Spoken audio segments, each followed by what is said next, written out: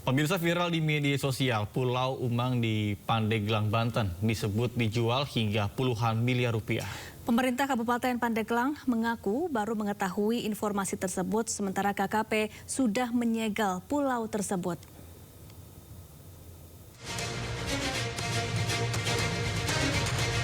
Informasi penjualan Pulau Umang yang beredar luas di media sosial menjadi perhatian publik.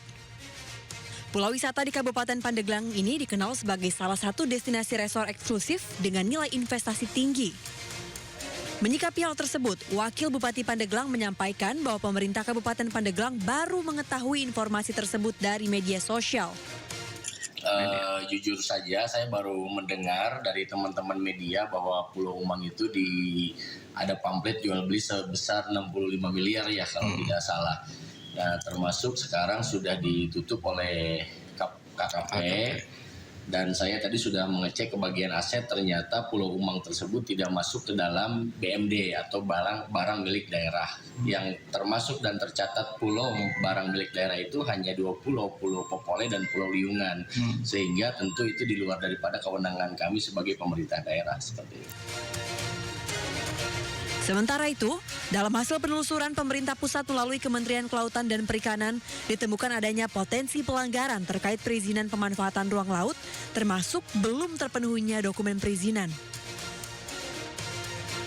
Sisi lain, kami juga baru hari kemarin sore ya, kita melakukan penyegelan juga di Pulau Umang. Pulau Umang sini, Banten. Kenapa? Kami mendapati di sosial media itu ada penjualan Pulau Umang. Pulau kok dijual, ya kan? Maka negara hadir situ. Kemarin sore kami segel lagi dan hasil pemeriksaan ternyata pulau tersebut dimiliki oleh perorangan. Nah, ini juga ada pertanyaan, apakah boleh? Atas temuan tersebut, petugas sempat melakukan penyegelan sementara terhadap area resor sambil menunggu proses penertiban dan kelengkapan administrasi perizinan. Dari Pandeglang, Banten, Pebi Febrianto, iNews melaporkan. Pemirsa, Wakil Presiden ke-10 dan ke-12 RI Jusuf Kalla menepis penistaan agama pada ceramahnya di UGM beberapa waktu lalu. Dalam konferensi persnya, Jusuf Kalla memberikan penjelasan bahwa saat itu dirinya sedang ceramah Ramadan di Universitas Gadjah Mada dalam tema perdamaian.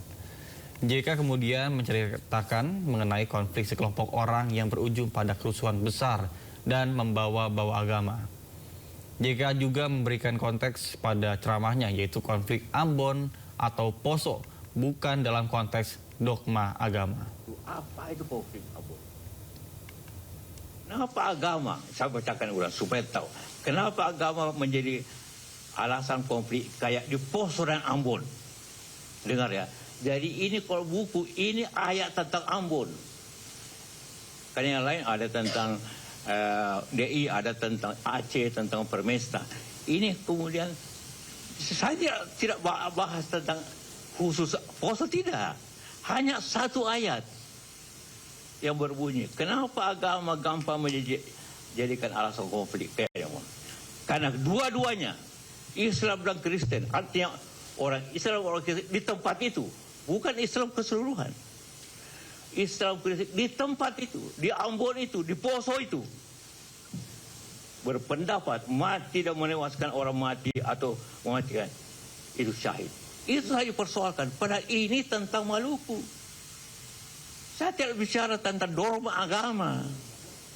Saya tidak bicara tentang ideologi agama. Tidak. Tentang kenapa mereka saling membunuh.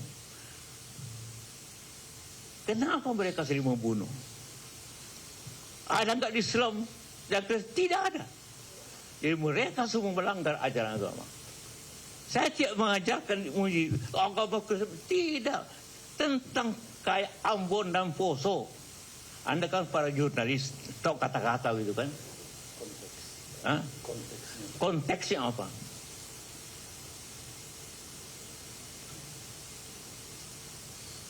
Semua pihak, Kristen juga berpikir begitu. Artinya karena saya bicara di kalangan Islam, sehingga zakat semua pihak, artinya Islam dan Kristen juga berpikir begitu. Kalau saya bunuh orang Islam, maksudnya saya syahid. Kalau saya mati pun syahid. Akhirnya saya susah berhenti konfliknya orang yang membawa agama. Dan saya bilang kedua-duanya. Karena kedua-duanya Islam Kristen. Kedua-duanya berpendapat. Jadi orang itu yang berperang tadi itu, kedua-duanya berpendapat. Saya tidak katakan Islam seluruhnya, Kristen seluruh tidak. Konteksnya, ini cuma dua kalimat saja. Sebelumnya ceramah Wakil Presiden ke-10 dan 12 Yusuf Kala di Masjid Universitas Gadjah Mada menjadi sorotan. Ya, dalam ceramahnya JK sempat menyinggung konflik di Poso dan Ambon dan menyinggung kata mati syahid bagi umat Kristen. Ceramah Yusuf Kala di Masjid Universitas Gadjah Mada pada Maret lalu mendapat sorotan. Gamki dan lembaga Kristen lain menyoroti pernyataan Yusuf Kala saat ceramah di Masjid Universitas Gadjah Mada. Yusuf Kala sempat dilaporkan ke polisi dengan dugaan penistaan agama. Kenapa agama gampang jadikan alasan konflik? Kayak di Poso, Ambon. Karena kedua-duanya Islam dan Kristen berpendapat mati atau menewaskan orang, mati atau mematikan, itu syahid. Semua pihak, Kristen juga berpikir begitu. Kalau saya bunuh orang Islam, saya syahid. Kalau saya mati pun, saya syahid. Akhirnya susah berhenti. Pemirsa, setelah Bupati Tulung Agung Gatut Sunuwibowo ditetapkan sebagai tersangka, KPK terus melakukan penggeledahan. Kali ini tim KPK menggeledah sejumlah kantor di Pemkab Tulung Agung, Jawa Timur.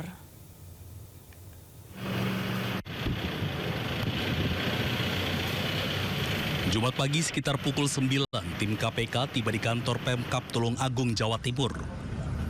Tim menggeledah kantor PUPR dan kantor Badan Pengelola Keuangan dan Aset Daerah atau BPKAD. Belum diketahui barang bukti apa saja yang dibawa KPK. Selain menggeledah beberapa ruangan, tim KPK juga mengumpulkan sejumlah pejabat dan puluhan kepala OPD. Kepala Dinas Pemuda dan Olahraga Kabupaten Tulung Agung, Ahmad Mugianto, mengatakan selain diberi arahan, ada juga kepala OPD yang jalani pemeriksaan. Ahmad, sekelas yang dipanggil sendiri-sendiri itu yang kemarin dibawa ke Jakarta atau gimana? Ada beberapa. Ada yang baru, ada yang baru. Itu di ruangan yang sama atau dari Pak yang di Raja Mukti semua. Sebelumnya, KPK sudah menggeledah ruangan dan rumah Bupati Tulung Agung Gatut Sunuwibowo. Gatut Sunuwibowo dan ajudannya telah ditetapkan KPK sebagai tersangka kasus dugaan pemerasan di lingkungan pemerintahan Kabupaten Tulung Agung. Keduanya menjadi tersangka kasus dugaan pemerasan di lingkungan pemerintahan Kabupaten Tulung Agung.